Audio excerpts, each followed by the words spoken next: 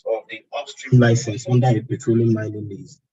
If you quickly jump to section 318 on the meaning of dispose, it actually interprets dispose as transfer without sale to another entity and into midstream operation, basically emphasizing this delineation between the upstream and the midstream. Another point which I was able to extract was from the meaning or from the definition of upstream. We all know that sales and marketing is the extent to which is expected to be. So if you look at the sales and marketing that is contained under the upstream operation, the sales and marketing occurs at the measurement point, which is this point of mandatory custody transfer. And then the next thing one needs to ask is, okay, what is now the definition of this measurement point? So what is measurement point? It describes measurement point as a point in the field development plan where petroleum is being measured and its value determined for royalty purposes. So when such point has not been determined, it says the point directly downstream the fuel station. At each time, it is trying to put back the measurement point as reference to the petroleum mining lease. And then the third definition of measurement point, acknowledging that when measurement do not occurs outside the lease, the petroleum mining lease, it says we should use a dim point in the petroleum mining lease based on a calculation procedure approved by the upstream regulator. In fact, if you go to the regulation of the upstream regulator, I think on royalties, what I also want to see there is that it's prescribed that it should be within the confines of the field that such measurement will be carried out. Another thing which you also notice, especially when you go to the physical aspects of the PIA in chapter 4, most of the references that are made to upstream operations actually terminate at the measurement point, which I have defined above. So we've also heard, school of thought that seem to suggest that the PIA have exempted previous OML movements from registering their midstream operations with the midstream, their midstream and downstream operations with the midstream regulator.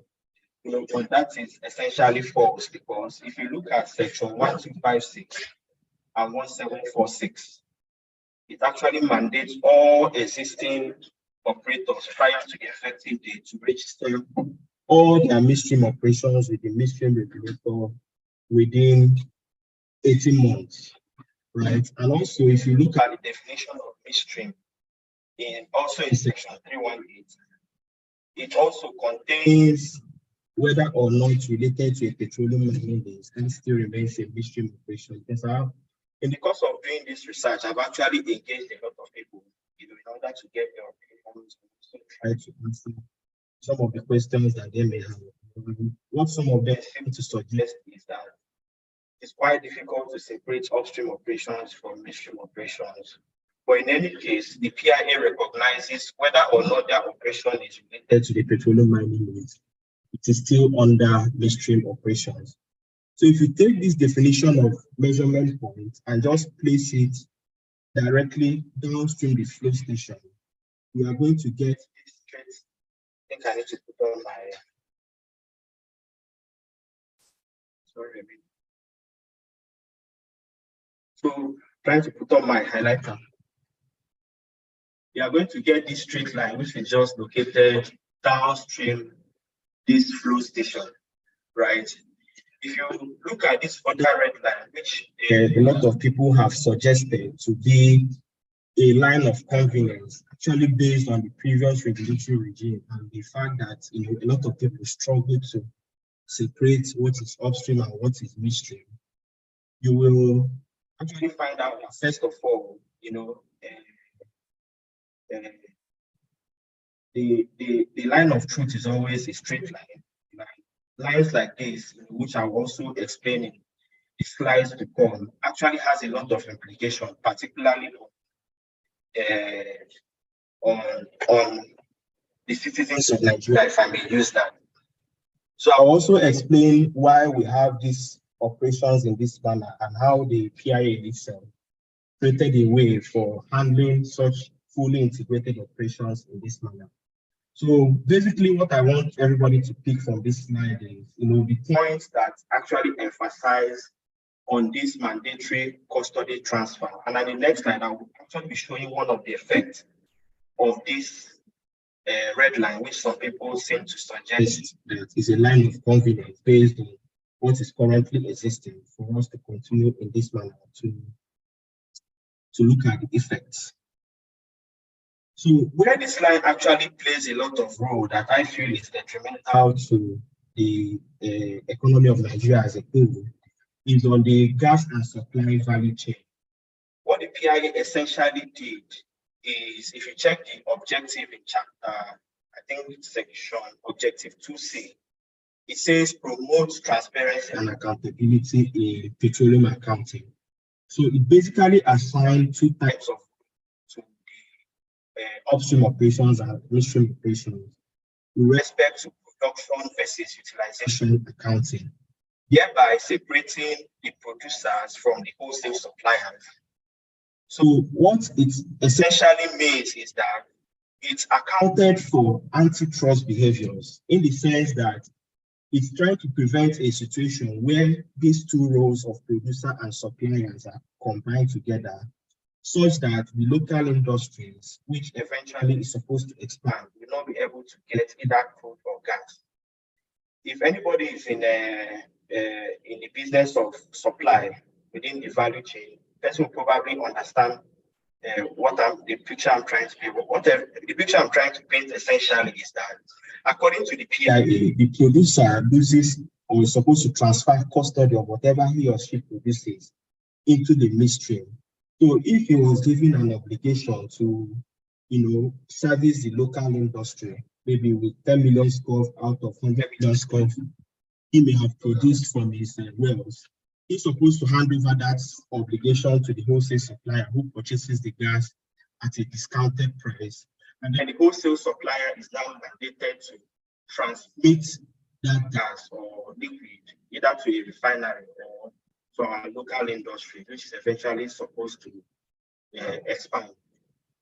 But we have a situation where this red line suggests that we are now merging these two functions. We'll still be getting what we've been getting in the past, where instead of supplying our local markets, some people just tend to export whatever they have produced. So basically, this line violates some of the antitrust behaviors which the PIA was essentially against by separation of operations. So this FPSO, also trying to explain the delineation, you could see that as part of the midstream operation for this wholesale supply, it actually made a lessee a qualified person, because there are instances where, for instance, in the FPSO, where a lessee cannot necessarily dispose into midstream. In that case, a lessee now has to have a relationship with the midstream regulators in order for us to do this production versus utilization accounting. And it's not surprising that after this line was drawn, violating this transparency system that has been enshrined in the Act, some people are already contemplating transparency systems for petroleum accounting, whereas there is already one that is enshrined in the Act. So basically, and I'll equally show this in the next slide, that the delineation is this mandatory custody transfer between upstream and then midstream, which is emphasized in the Act in the different sections which I have shown, and then in the set value chain which I have shown. And then it's supposed to happen at this point in order to guard against transparency system and also guard against antitrust behavior. So that's essentially the summary of this slide. So I also look at other areas which show these delineation points and try to solve this confusion between the upstream and the midstream and downstream regulator. Is that these two agencies were actually created with two different philosophies. Why the upstream regulator or the upstream operations was essentially to boost government revenue through increasing of reserves and increasing of production. The midstream operations was basically to deepen opportunities for the Nigerian people. So one of the things you observe is that once you have done this mandatory custody transfer, you will see that all the functions that are outlined in Part 4 and Part 5 of the PIA under midstream operations begin to apply. We talk about a license to establish, construct, and operate midstream operations, the wholesale supply, the network code, consumer protection, third-party access and open access, tariffing, pricing, strategic stock, and so on. So basically, if you look at the sections related to upstream operations, it didn't burden upstream with a lot of these functions because it wanted it to focus on increasing government revenue through increasing results and increasing production. And remember, once you have increased production, it also adds value to the midstream operation because the more production that is available to the midstream operation, the more value it is for the Nigerian people.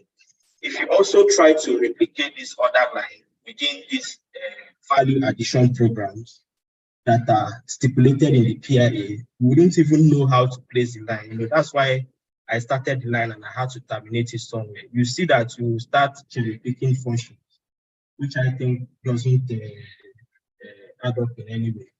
And also, if you look at section 25 and section 48, which I tried to highlight here, it made the operations of this midstream exclusive to the midstream regulators, and then the regulation of upstream exclusive to the upstream regulator to the extent that even no other government agency can take any decision without obtaining approval from these two entities. So we also try to move forward, and then let's now look at the economic impact. So first, I want to look at the economic impact of this other line that I'm trying to draw. It affected the clear and distinct functions of which I have shown. I've also shown that it affected the transparency and accountability system enshrined in the Act. It also affected the antitrust behaviors. And importantly, it affected the expansion opportunities in the oil and gas industry for Nigerians. And then lastly, physicals. So let's look at the economic prosperity which we expect. As I've explained, the PIA in itself entrenched transparency and accountability in hydrocarbon accounting through mandatory custody transfer, production, and utilization, maker-checker accounting relationship between regulators and the upstream and midstream entities. So basically, why the upstream regulators and entities are accounting for production, the midstream regulator and the other entities are accounting for utilization. In that way, government can easily know what exactly is it producing vis-a-vis what exactly is being utilized. And these other lines seem to have also normalized industry challenges. I call them industry challenges because most of them are not normal. And if you look at the PIA, it actually frowned on some of those practices which were happening in the past. So for instance, when you mark such line and then you're putting it at the point of export, you're actually accommodating oil spills, which may even be, as a result of the fault of the operator. We are normalizing calculation of royalties in the terminals, which means that operators are required, you can lose whatever product you wish to use. Is only what eventually gets exported that the government will benefit from. So this other line, which I terminated somewhere, also will affect the viability of the midstream and downstream gas infrastructure fund because it's going to trap some of the funding sources of such in upstream operation. Because like I showed earlier, it basically have subsumed the role of the wholesale supplier into the upstream operation. And implementation of the value addition programs, which I earlier highlighted in the slides. So for instance, network code, pricing, physicals, open access, all other value deepening programs which the PIA wants us to implement for expanding of our industry, right? It also has affected the favorable physicals that companies are supposed to enjoy in the midstream operations. So if you look at the PIA, the chapter 4 is actually hinged on this measurement point, mandatory custody transfer, and favorable physicals once you have done this mandatory custody transfer into the midstream. if anybody has gone through the act, you'll see that midstream entities are only subjected to company income tax, while upstream entities are subjected to both royalties, hydrocarbon tax, and even company income tax. So it's even to the favor of companies to separate their operations so that they will not be subjected to these trade taxes. Then we also try to look at the direct intentions of Section 3023 and Section 212, which is basically talking about separation of entities to prevent them from doing antitrust. So the first one I've captured, which I explained earlier was, the direct intentions of Section 3023 and 212 is to prevent antitrust and enforcement of crude oil supply obligations to our domestic industries. So if we have anybody here that is probably looking for jobs and all that, where we expect the industry to expand from, particularly, is the midstream and the downstream itself. So this other line may essentially affect the enforcement of these antitrust behaviors and enforcement of crude oil supply obligations. It also has emphasized the unbundling of composite licensing system that needed to exist for the expansion of industry that have been starved of investments in recent times. I think the easiest way to explain this is, if anybody here knows, in the past, companies used to employ drivers, they used to employ crew, they used to employ all that. But the way the PIA has made it, it has tried to unbundle the licensing system such that as a company, if I'm just interested in gas processing, I can get other people to be to help deliver on the other components and then collect tariffs for those other operations. I don't have to own all aspects of the operation in order for me to be in operation. Meaning that more and more players can come in and then become more focused. Another place where this applies is you cannot compare. Let's take, for instance, the way we are having pipeline challenges in Nigeria. You cannot compare a pipeline that is an appendage of an entire operation to having a company that is strictly established for pipeline purposes. Of course, we expect the one that is strictly established for pipeline purposes to take more adequate care of the line compared to the one which has taken it as an appendage to their operations. Right. So we're also looking at employment opportunities for our citizens through these distinct midstream entities. Yeah, the more people expand, the more we expect more people to have jobs. And if there's any program I feel government needs at this point, it's a program that will deliver jobs, that will deliver employment to our people. So if you match the first point and the second point, you will see how detrimental some of this can be. And for some of us that are in the industry, we're also looking at career routes through this distinct midstream industry and bundled company structure. Yeah, more people can also be looking at getting to the top of echelon of their careers if the mandatory custody transfer emphasized by the Act is adhered to.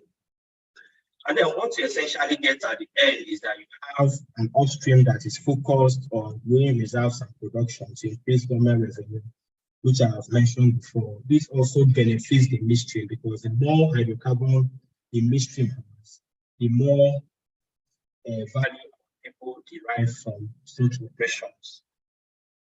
So having established this clear dichotomy between upstream and midstream via this mandatory custody transfer, we can now dive a little bit on some of the controversial sections, which seem to cause some perceived overlap between the functions of the two regulators. Like I said, the end goal of upstream is actually to do this mandatory custody transfer to midstream. And then the end goal of midstream is actually to do this mandatory custody transfer into downstream. So that is given. The upstream cannot exit from the roof. It has to flow, like I showed in my first slide, through the midstream, and then midstream has to flow through the downstream. So with that, if you look at Schedule 7, Section 7, which clearly outlines procedures for calculation of royalty, it identified two situations which were clearly stipulated in Section 7EE of where it is. So the law now recognizes, the law now recognizes that there are situations where you may not have measured your petroleum produce prior to this mandatory custody transfer into midstream. So if you look at Schedule 7, Section 7, it mentioned those two situations, and those two situations are reflected also in Section 7EE. And the first situation with the Act identified are where leases without measurement equipment at the commencement of this Act. So we know this is applicable to most of our terminals prior to the effective date. And then where it is physically impossible for you to measure in the upstream, basically recognizing that despite this mandatory custody transfer, there are situations where you may not have measured in upstream prior to this mandatory custody transfer into midstream. How did the law prescribe that such measurements should be carried out? Like I said, it was even captured in the upstream royalty regulation. It says use a deemed measurement point in the confines of the field or the petroleum mine. So in the confines of this measure of this upstream, use a deemed measurement point based on measurement at export terminals, point of sale, or anywhere in the petroleum operations. So basically, what it's saying is that if for any reason which the law has identified, you could not measure in the upstream, use anywhere in the midstream, which could be the midstream operations, or which could be the export terminal, which could be the point of sale.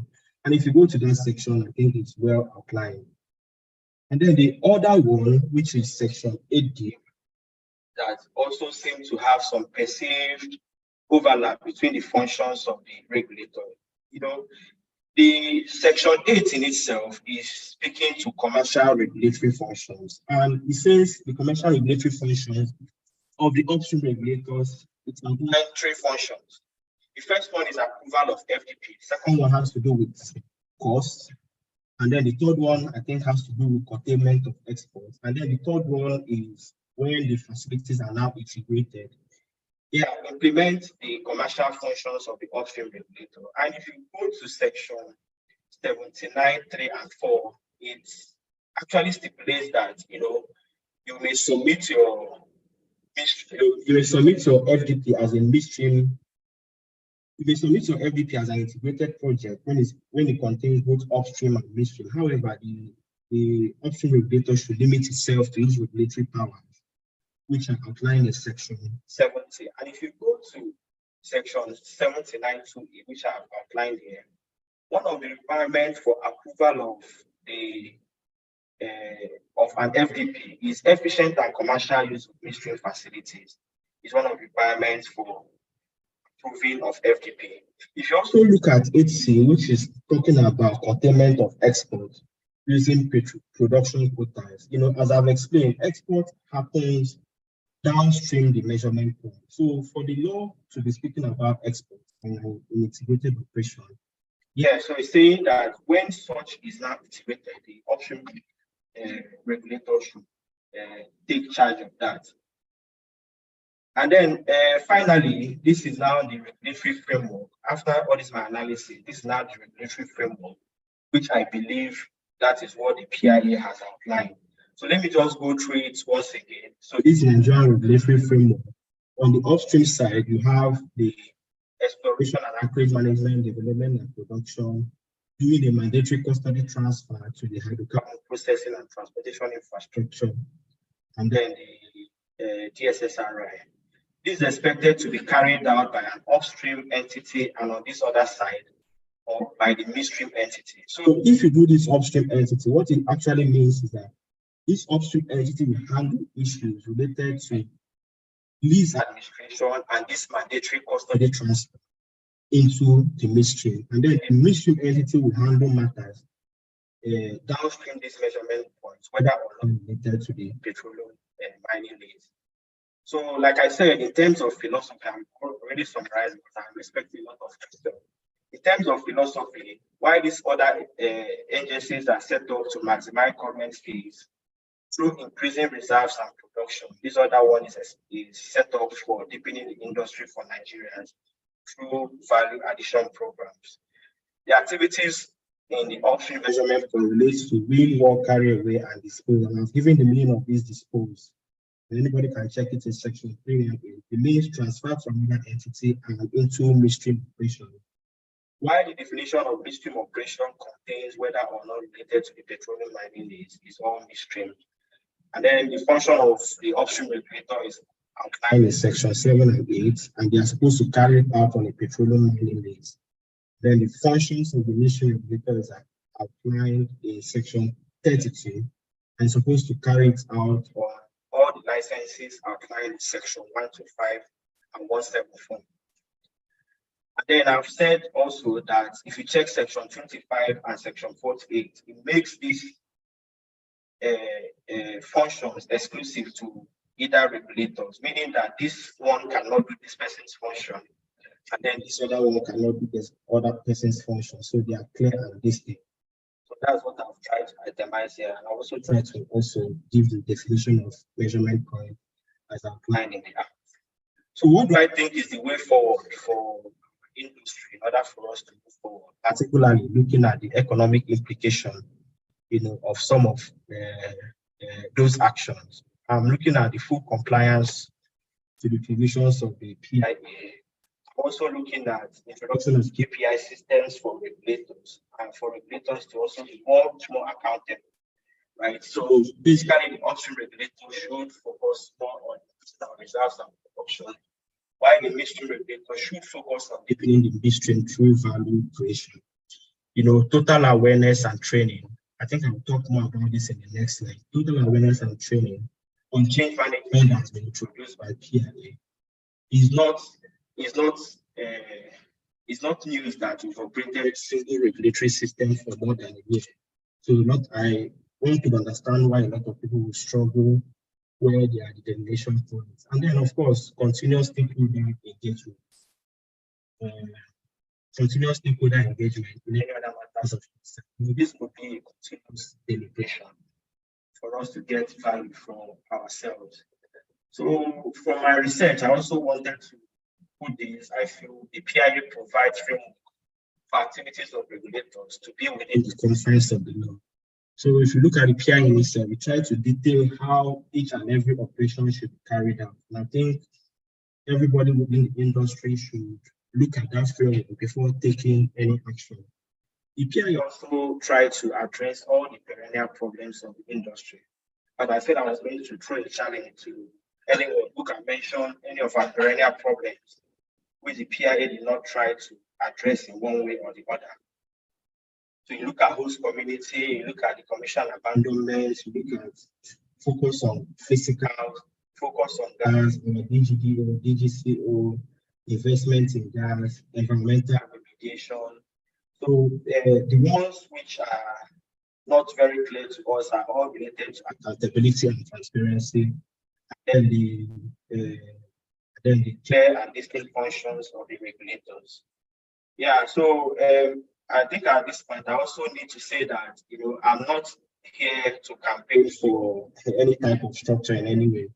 What I'm saying is that any change we must make, right, with respect to even PIA or any law, we must first try to interrogate what are the objectives and ensure we incorporate all the positives and all the objectives into any new change that we must make. We must not throw away something because we don't understand, because that is the lazy approach to every problem.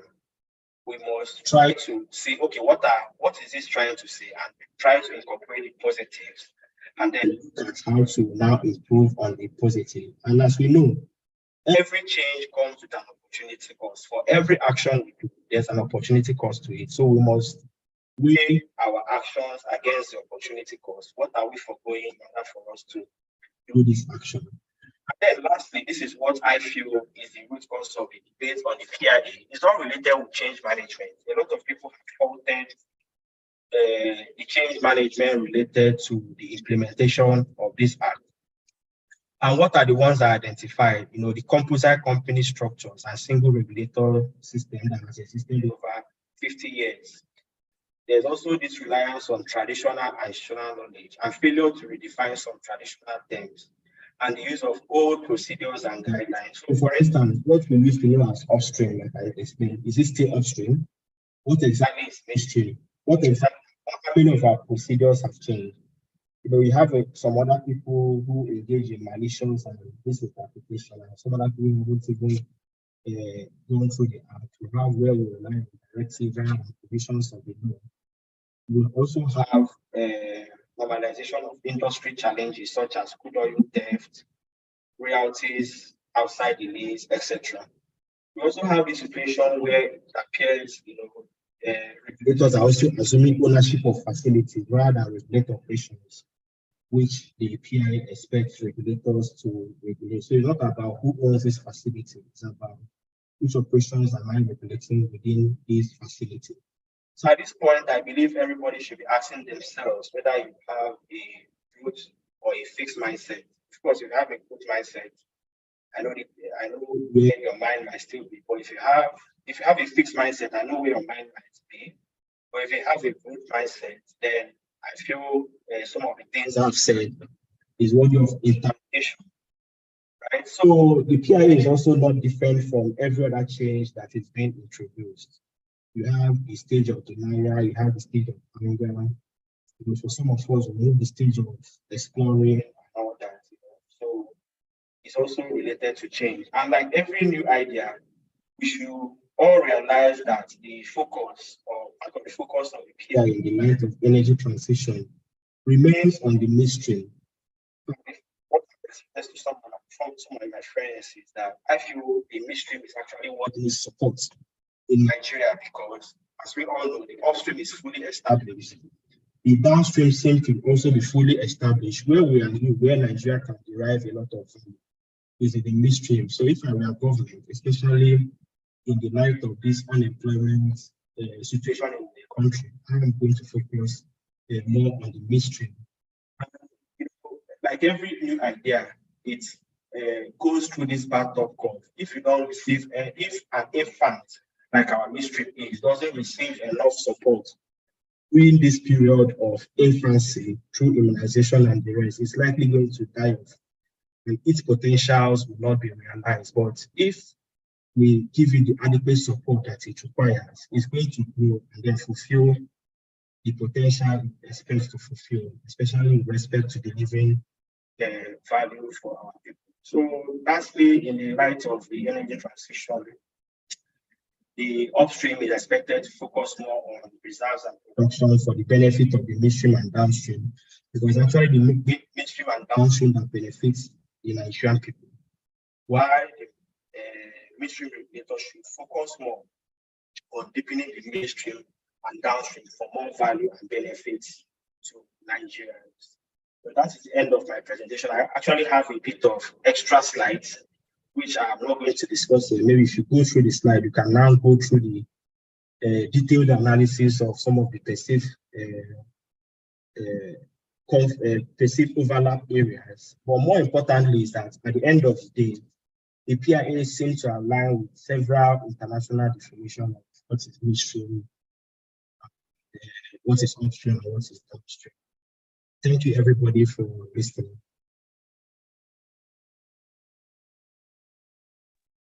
Thank you so much, sir, for that very engaging session. Of course, we've gotten full knowledge of the impacts of the PIA, one of which is guarding against antitrust behaviors, of course, helping improve transparency and accountability in the petroleum accounting, and most importantly, expanding opportunities in the oil and gas industry in Nigeria. I would give us the opportunity to ask questions. Please, if you have questions, kindly raise your hands or you drop it in the chat box, any of that. Yeah, you raise your hands if you want to speak, or you drop the chat box. I would like to SP African Regional Director, the person of Engineer Ogogo Efiom, who is on the call. And I guess I'll allow her to remark. Ma'am, the stage is yours.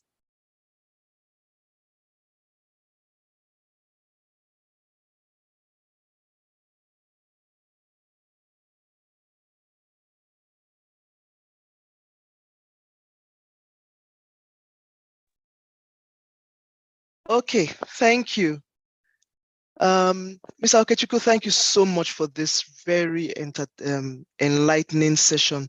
I think you hit the nail on the head when you said there's a lot of misconceptions around what the PIA, and even fear, to be honest, about what the PIA is and what it brings. But you were able to provide the context that, having this structure in place helps the industry as a whole.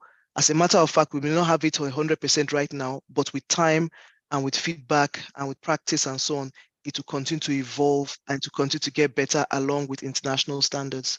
So thank you very much for that. It was a fantastic and insightful presentation. I really enjoyed it and I learned a lot. My question is really around something as maybe it's very specific, and I apologize if you might have covered it earlier, is really on the difference between what NUPRC and NMDPRA in the PIA. I think I can see, I think you try to describe how different they are, but something as fundamental as even the metering and the establishment of, when you're in a production stream, you are trying to determine how much oil or how much gas, for example, goes in through a pipeline, and then there are meters in place. Is it still governed by NUPRC, or would it not be midstream? So I think if you can provide a little bit more clarity on that, that would be good. Thank you. Things like metering philosophies.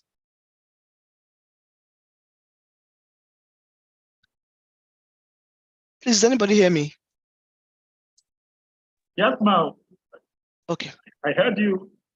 Okay. I think we lost our Okechukwu, lecturer. Yes, we lost him, but he's joining again. Okay.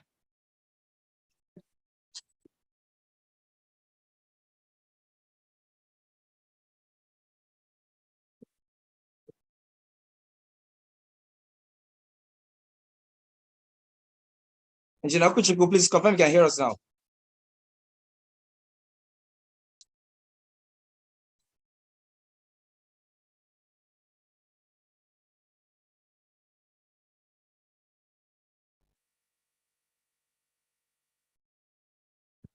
No, mute him, please. Okay. Okay.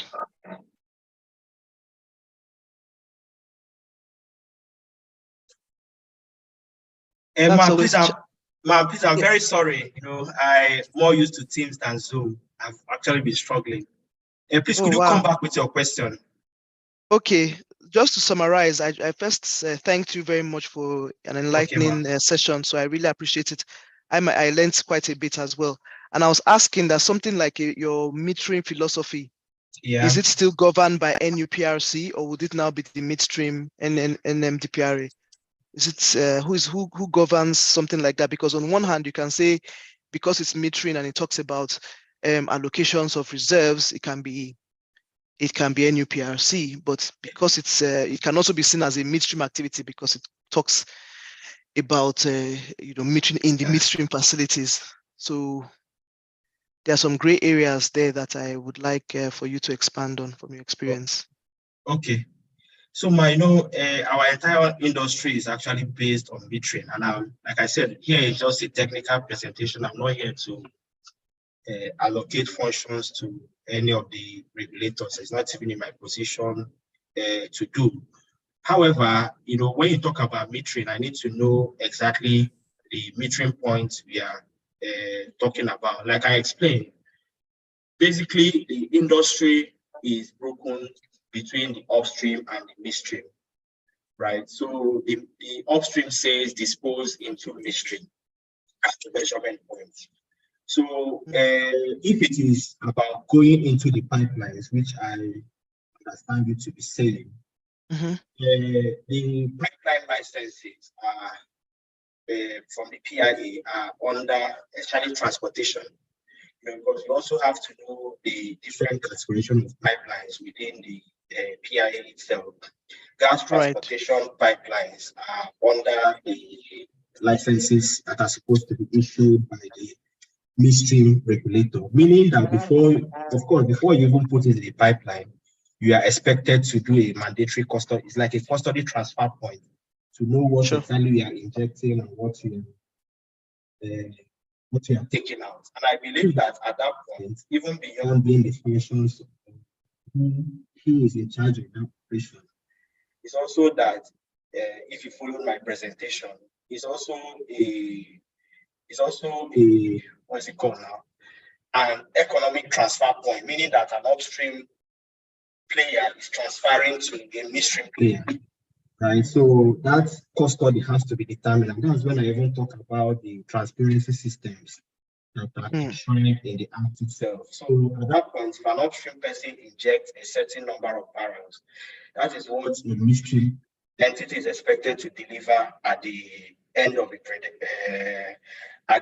that line. If it's not equal, then government now begins to query what exactly is going on in this operation. That I cannot give this person what exactly he or she has injected in this line. And I actually believe that we don't processes are not meant to normalize problems. Processes are meant to query problems. Right? And then once those gaps begin to appear, once those gaps begin to appear, because the primary function of the midstream person is to do that transportation for you. So if you cannot do the transportation, then you also have to begin to query whether you have the license or not. So that's how I answer the question. Yes, thank you. And I apologize. I mentioned earlier that I had trouble also signing in, which is why I missed the first part of the slide, the presentations. And that's why I had to call back, because I saw that you referenced it in the one of your last slides. Yeah, so thanks for your explanation. It's very clear. Yeah, so the summary of my presentation is, the entire conflict or overlaps and the rest is actually hinged on mandatory custody transfer. And that mandatory custody transfer actually has economic implications most people are not looking at. Most people look at it from the point of view that, it's just a line to be drawn. However, for some of us that are religious, any line that is not straight, any line, somehow, I even thought that, at some point, whether we like it or not, we'll return to the straight line. How long it's going to take, we don't know. But if you look at the implication of having that line straight on the value chain, then you know that is actually where our country should head to. Thank you. Very clear. Thank you. Thank you. Thank you. Okay, thanks so much, ma'am. Engineer Victor Anoche, please, you can go ahead. Section chair.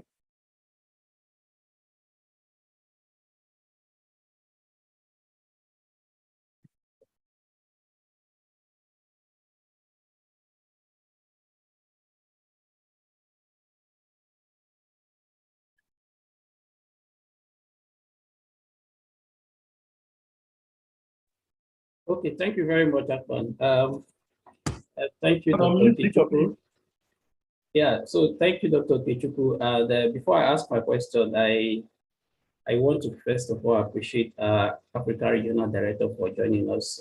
It's actually a privilege. For those of you that don't know her, she's in charge of SP sessions in the whole of Africa. So we're very privileged to have you. Thank you very much for joining. You've been very supportive. Dr. Okechukwu, this is like a follow-up to the question Regional Director asked. I don't know if you really answered it, because I was also having issues with my audio. So you talked about the PIA, one of the sections that talked about promoting accountability and transparency in the oil and gas industry. From your presentation, by the way, I want to thank you. I've listened to several PIA lectures, but I would say that this is the lecture that I've seen that someone had to break it down, like from the basics, and also cut across from midstream and the upstream. So you really explain everything.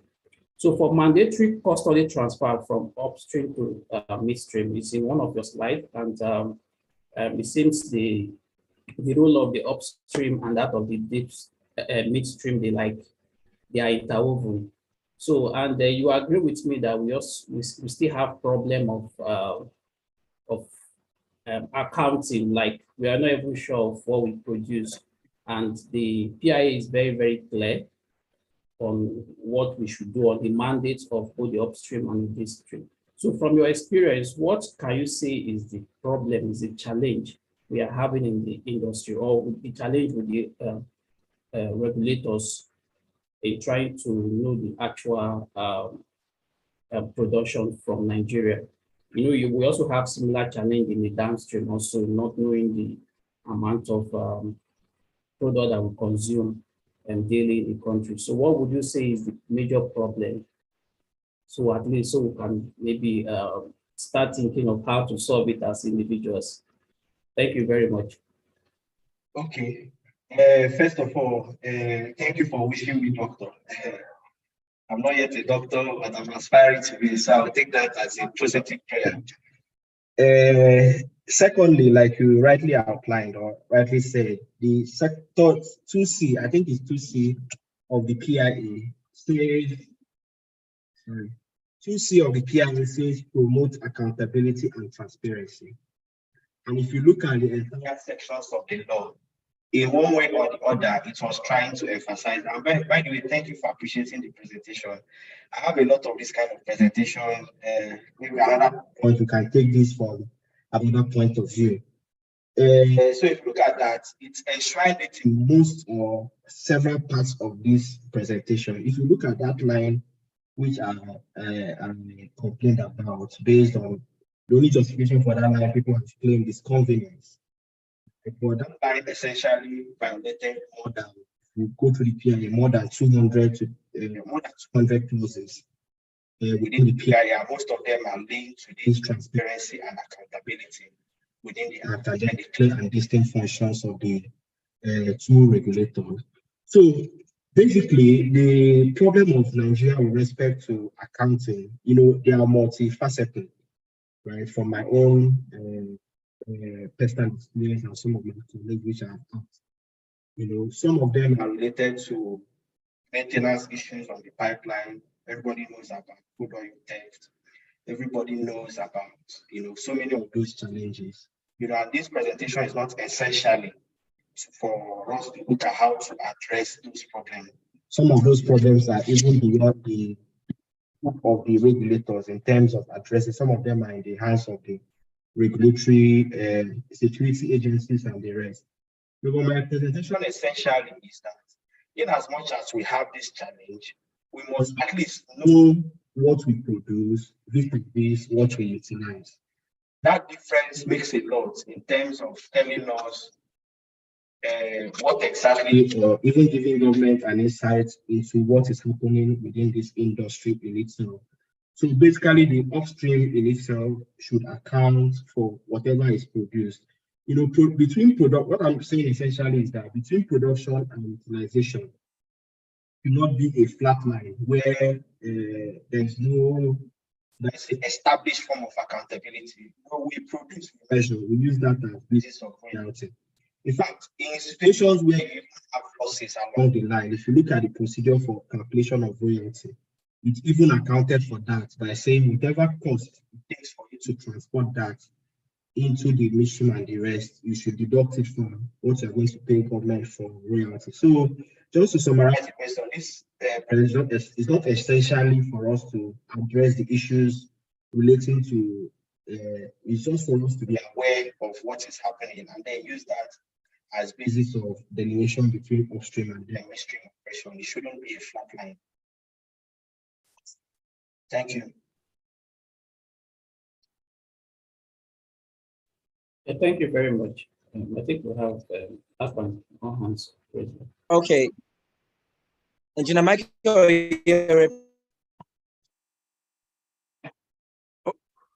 Okay, good evening. Please confirm you hear me. Yeah. Okay. Yes, good evening. My African Regional Director, the section chair, Abuja, and the section leaders in Abuja. Thank you very much.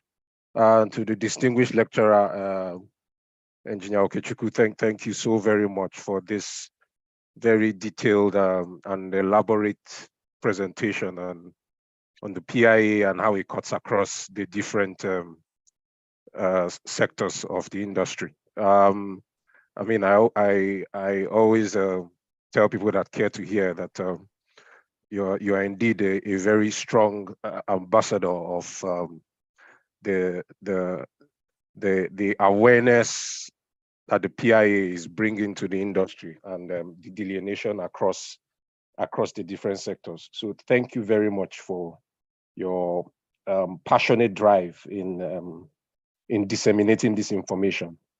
My comments will be in two parts. The first part is a concern, which I am happy you also touched on as part of your presentation, and that is the clarity of functions between both organizations, the sister organization managing the upstream and NMDPRA also managing the midstream. The fact that it will take some time to get clarity on the functions of both parties, but we also think that it is helpful that if there are champions like yourselves within the upstream driving this sort of messaging around the clarity of functions, it would also help. And I'm saying this in particular because just only today, I was interacting with another industry colleague who was complaining about the fact that there was a requirement for a payment to be made from them, and it was coming from the two different bodies on the same subject for the same item. So it is really helpful for us to, try and clarify even internally our roles across the different arms, and it will of course help to enable us achieve the expectation of this PIA.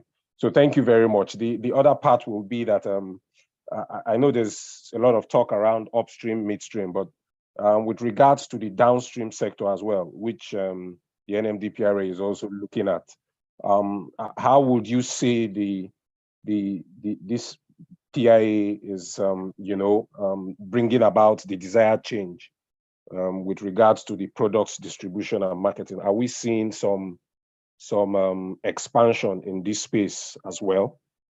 So that will be where I will leave it. Thank you very much again for the presentation. Okay, so Mike, thank you very much for your kind comments. My first comment is, when it talks about champion, myself, I'm only making this presentation because I see it as a technical ground where we can just discuss based on technicality. As you may know, some of these issues are even beyond this forum. It's being discussed at the highest level.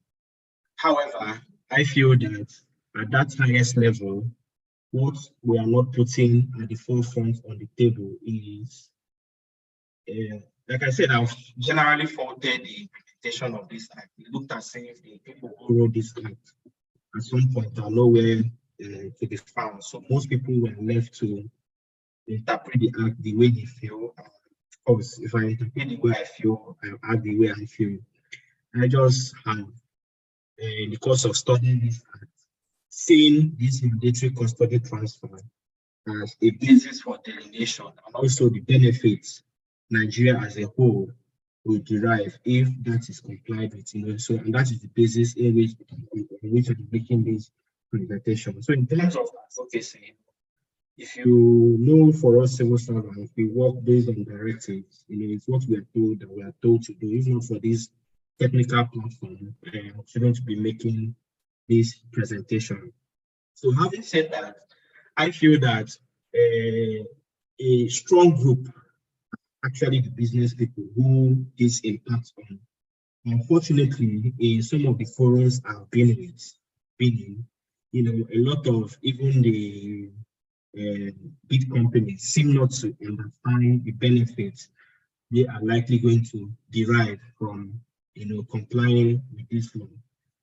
Particularly where I mentioned some of the favorable physicals a company is bound to derive from shifting their company focus to midstream operations. rest.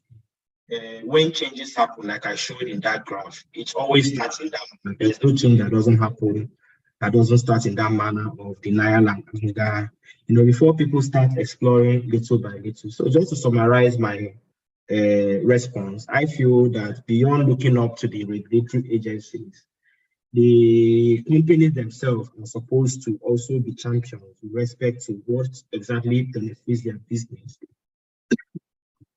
Looking at the provisions of the law, because as they say, when two elephants are dragging, is only the grass that suffers. So the grass can also be an advocate, but that's different forums such as this, and even in company meetings and the rest, to champion some of these provisions, particularly as it benefits not just you and I who are seated here, but 200 million of us who have them.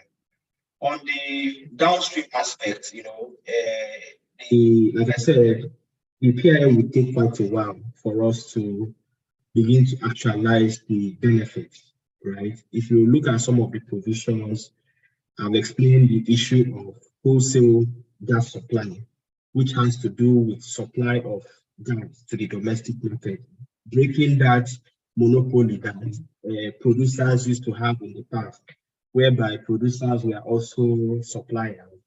And even before we know it, instead of supplying our local industry, they have exported the gas. The PIA has tried to break down monopoly. So we also look at the issues of strategic stock, where it wants us to maintain certain kind of strategic stock in cases of emergency. And also, like I said, if the two operations focus, the more crude we produce, the more refining capacity we have, the more production we continue to have, with gas, with every other product. So a functioning, basically the sum of my presentation is a functioning and focused upstream operation means a functioning and perfect midstream and downstream operation. While a distracted upstream operation also means a distracted midstream and downstream operation. So if we manage to get into some stability in this industry with respect to actually looking at the entire essence of the law itself in the first place, then we're going to advance a lot of lives. Thank you. Thank you very much. Thank you very much. Well noted. Thank you.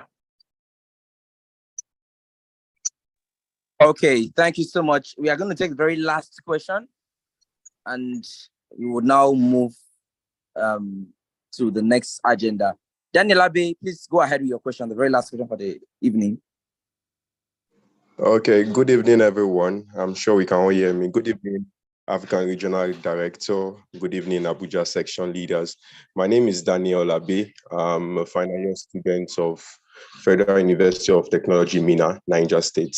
And I must really say, SP is doing a lot for students. So this is my question, Director. Thank you, Engineer Okechukwu. It was a nice session. I've tend to learn new stuff on PIA since I've not learned before. Thank you, SP. Thank you, Engineer Okechukwu. So this is my question. So given to the global shift towards renewables, clean energy, net zeros, I want to ask, how does the midstream, as the Nigerian midstream and downstream, so how do we position the industry for the future in terms of sustainability and diversification? So is there any plan in Nigerian midstream for the industry? Is there any plan? Is there any strategy? So that's my question, because I tend to notice that it's mostly the upstream that is mostly talking about this. I've not heard anything from the midstream. So I just want to ask her, is there any plan, is there any strategy in terms of sustainability and diversification in the industry?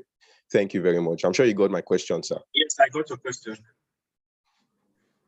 Okay, so as you may know, gas is like is part of, considered also a green fuel in itself in terms of sustainability. So just like our offshore counterpart, we also have our, what's it called now? HSEC, also related to community. And if you also look at the structure of NMDPRA, we also have the midstream and downstream gas infrastructure funds, which is basically supposed to begin to industrialize projects in areas where you have players and the rest for the benefit of you and So there are lots of programs with respect to addressing the energy transition challenges. But you don't hear about it in the news doesn't mean that a lot of those programs are not going on. I think even recently, part of what I did today was reviewing a guideline of flare management, more or less trying to see how we can control some of the flares coming from midstream operations, and more importantly, which is also the basis of this my presentation, is about creation of opportunities, which I believe that through a distinct midstream industry, even as we are finishing school, you could easily or can easily find opportunities by such established entities within Nigeria. So just to summarize, and yeah, there are lots of programs related to our MDGIF, related to our health, safety, environment, and community affairs, and a lot of other programs that the authority is undertaking, especially with respect to gas utilization. Thanks.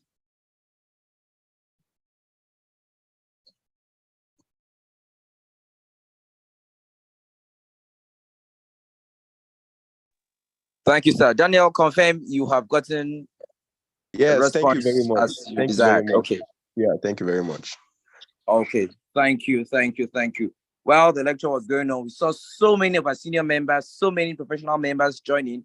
Thank you so much for affiliating with SP Abuja section. Thank you, Professor David Ogbe. We see you on the call. Thank you so much, sir. We also saw Engineer Michael Oyere, who asked the question. Of course, the NICE 2023 Conference Chairman and SP Lagos Director. And of course, Uju Ibokwe from Lagos section. Of course, other sections here present. Thank you. And of course, I cannot stay but welcome all of our student members who also tuned into the call. Thank you so much to our speaker. I think I should see some comments appreciating the speaker. Did you learn a lot? Did you enjoy the training? Kindly drop some comments on your experiences on this lecture. I would like to read them out. Thank you. Thank you so much to our amiable speaker for the justice you did on the topic, understanding the regulatory scope of the Nigerian oil and gas value chain in the PIA. Thank you, Engineer Okechukwu Nwankwo. I can see all the comments dropping. Ebulunu, thank you for the insightful session. Thank you, thank you, thank you, thank you. Your Excellencies, sir, please, can you stop sharing your screen, please?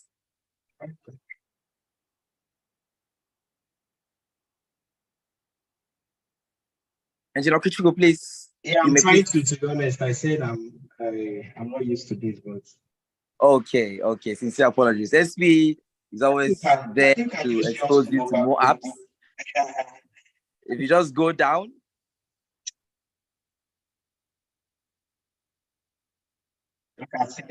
Okay, awesome. You learned quickly. Thank you so much, sir.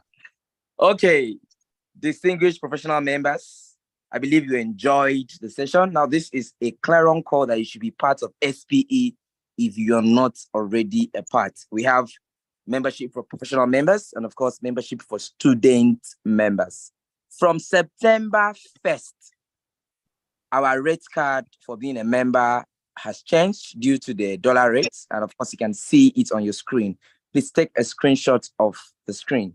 A new membership fee is 41,200 for new membership. And of course, for old members who are renewing, it's 34,400 Naira only. Now, kindly understand that as a member, you are supposed to renew your membership before 31st of December every year. If you don't renew your membership, you'll be made to pay a reinstatement fee in addition to your renewal fee. So please, we are kindly advising that you screenshot this page and send a message to Engineer Ogoniromo Ogolo, who is on the call, and he will direct you on how to be a member of SP. Now, note, you can still pay the old rate before 1st September. So please, kindly message Engineer Rume and before 1st, and then you will not pay this new rate. This is our account details. After you make payment, of course, message and send a screenshot of proof of payment to Engineer Rume, and he will direct you on the procedure on how to be a registered member. There are so many benefits of being a member of SP. One of them is this lecture, which we enjoyed. We have a robust social media platform: Instagram, Facebook, LinkedIn, YouTube. Always visit those pages and you'll see content relating to our section. Most importantly is our YouTube page. This event and previous events has been streamed on our YouTube page, so you can always go back and refresh your memories on all of the lectures we've had in the past. We have a DL coming up soon. Benefit of being a member. 25th of September on Monday. Of course, this DL is sponsored by PTDF, an amazing sponsor. So on 25th of September, I would like to have you at PTDF Towers by 5 p.m., where the head of safety and integrity from Australia, Derek O'Keefe, will be speaking to us on surviving the next crisis, building a positive mental health. You don't want to miss this session. It's going to start by 5 p.m. and for 45 minutes, you would learn so much from this deal. At this juncture, I would like to welcome our program's chair, Dr. Ikechukwu Okafor, for a closing remark. Please don't go after his remark. We'll take a brief photo. Thank you. Dr. Ikechukwu, please, the stage is yours. Yeah, thank you, Akpan. I say good evening again. Let me start by thanking the speaker. Okay, Chiku, finally we got this done. It's funny because I told him we were going to get this done, and he was like, when, and all of that. But today we are here. Thank you, section chair, for making, for giving us the path to make it happen.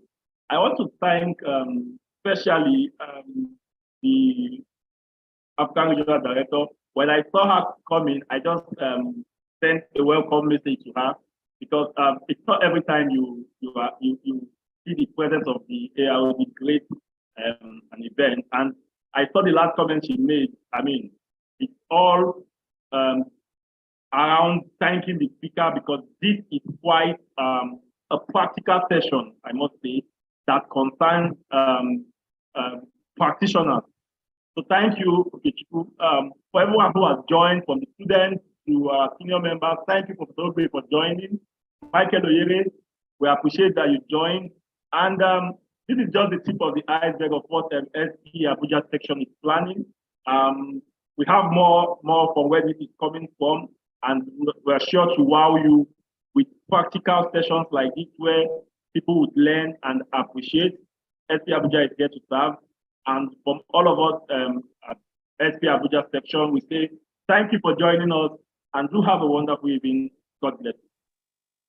Thank you. That was an amazing one from the program's chair. Ladies and gentlemen, we've got sterling leaders, very passionate leaders, from Engineer Victor Onoche to Dr. Ikechukwu Okafor, and to so many of them on the call. Zalifat, our women's development, our leadership, she's in charge of everything women in SP for Abuja section. Thank you, Professor Kafayat, Engineer Rume, and so many of our leaders who are on the call. Ladies and gentlemen, we wrap up this call with a photo session. So I kindly appeal that you turn on your video sessions, on your videos, so that we take a screenshot.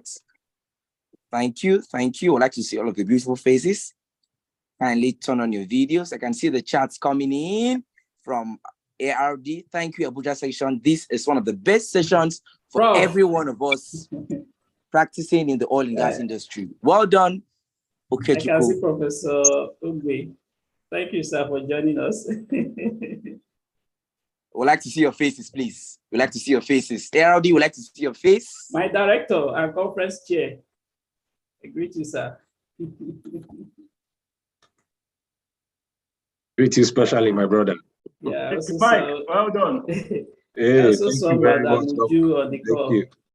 Thank you, Madam Uju, for joining us. Okay. So when I say SPE, you're going to respond with cleaner energy with your thumbs up. Can we have a shot now? Yes, we can have. Yes, sir, we can have it now, sir. So when I say SPE, you respond with cleaner energy with your thumbs up. Are you hearing me? Yes, okay. We can hear you. So SPE. Cleaner energy. I'm not hearing you. It's not loud and clear. SPE. Cleaner energy. Thank you so much.